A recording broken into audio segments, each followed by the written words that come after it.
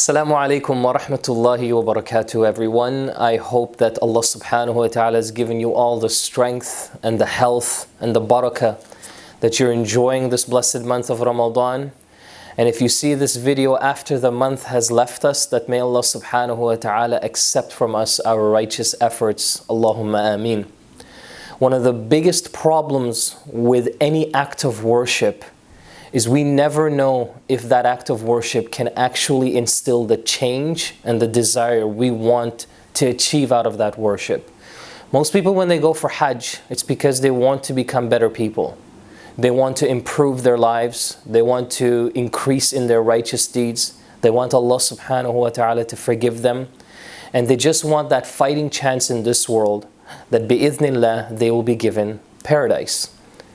However, brothers and sisters, what you probably notice is for most Muslims, that's not the case.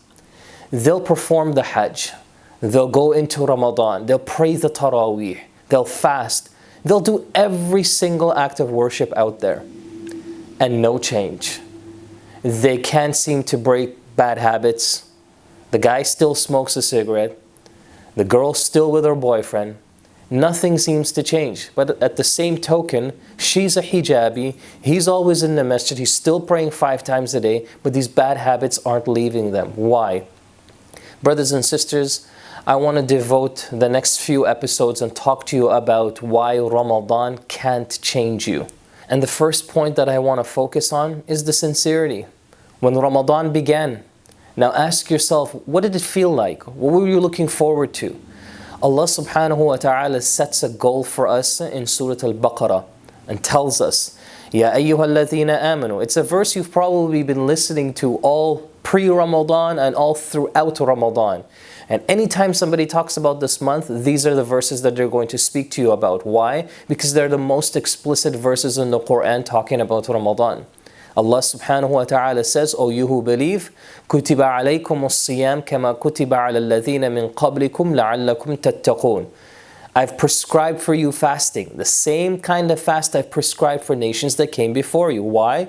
So that you have a fighting chance. لَعَلَّكُمْ. Perhaps, insha'Allah, you'll attain taqwa. Allah gives you the vision. Allah gives you the focus of where your sincerity should be. It should be for taqwa. Remember, the word taqwa comes from the word wiqayatun, which means to protect yourself from something that's about to harm you. So even if you're in your home and you turn on your security system, that's taqwa. You're protecting your family from the harmful elements that might be lurking around your home. So you want to protect yourself from what? From Allah subhanahu wa ta'ala's punishment. How? By following what He says to do and abstaining from what He's prohibited for you. Now with that intention, now things are going to start to make sense. So Ramadan won't change an individual, won't change you and I, unless our sincerity is in check. Unless you know exactly what it is that you want to achieve out of this month. And it's really important for you to realize that not only with the month of Ramadan, but any act of worship, what is it that you want to get out of that particular salah, out of that hajj, out of that umrah, out of that good deed, out of that sadaqah? All of these things will help steer your sincerity in the right direction.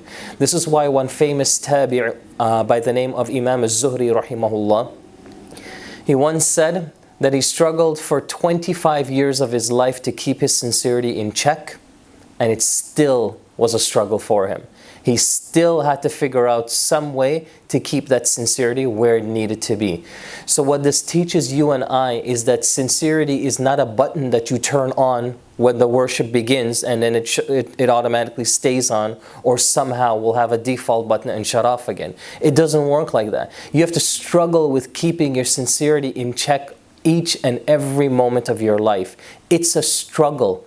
And so this is why ikhlas in Arabic, sincerity, comes from the word khalasa, which means to separate two things. So people who are in this category of sincerity are very special. They're unique.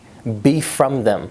And so brothers and sisters, now that you understand this dilemma or this problem, how do you fix it? We'll discuss that insha'Allah ta'ala in future episodes. So stay tuned. This is just food for thought. Think about it. And may Allah subhanahu wa ta'ala bless you. Assalamu alaikum wa rahmatullahi wa barakatuh.